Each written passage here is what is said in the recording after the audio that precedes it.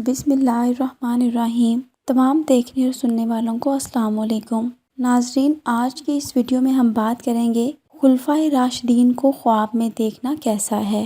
ہمارے 4 خلفائے راشدین ہیں: حضرت ابوبکر صدیق رضی اللہ عنہ، حضرت عمر بن الخطاب، حضرت عثمان بن عفان اور حضرت علی مرتضیٰ رضی اللہ عنہ۔ ان چاروں خلفائے راشدین کو مختلف صورتوں میں خواب میں دیکھا جا سکتا ہے اور ان کے مختلف تعبیریں ہیں، تو اپنے خواب کی تعبیر کو جاننے کے لیے ویڈیو کو آخر تک لازمی دیکھیے۔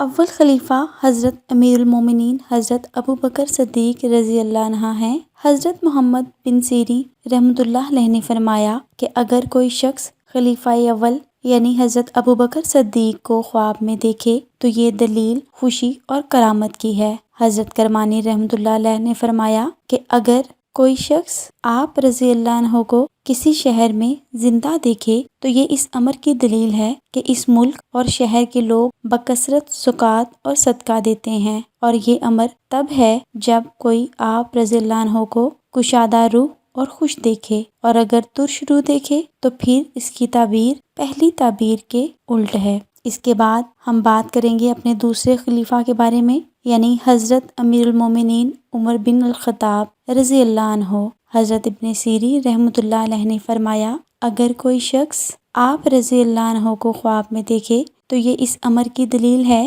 کہ وہ شخص عادل اور منصف ہے، اور اگر کوئی آپ رضی اللہ عنہ کو کسی شہر میں کشادہ اور خوش طبیعت دیکھے تو یہ اس امر کی دلیل ہے کہ اس شہر میں عدل اور انصاف ظاہر ہوگا۔ تیسرے خلیفہ امیر المومنین حضرت عثمان بن عفان رضی اللہ عنہ ہیں۔ حضرت ابن سیرین رحمۃ اللہ علیہ نے فرمایا اگر کوئی شخص آپ رضی اللہ عنہ کو خواب میں دیکھے تو دلیل اس کی یہ ہے کہ وہ شخص اطاعت اور پرہیزگاری اختیار کرے گا، اور اگر وہ ان کو کسی شہر میں خوش طبیعت اور کشادہ روح دیکھیں تو یہ اس امر کی دلیل ہے کہ اس شہر کے لوگ قرآن مجید اور علم سیکھنے کی رغبت کریں گے۔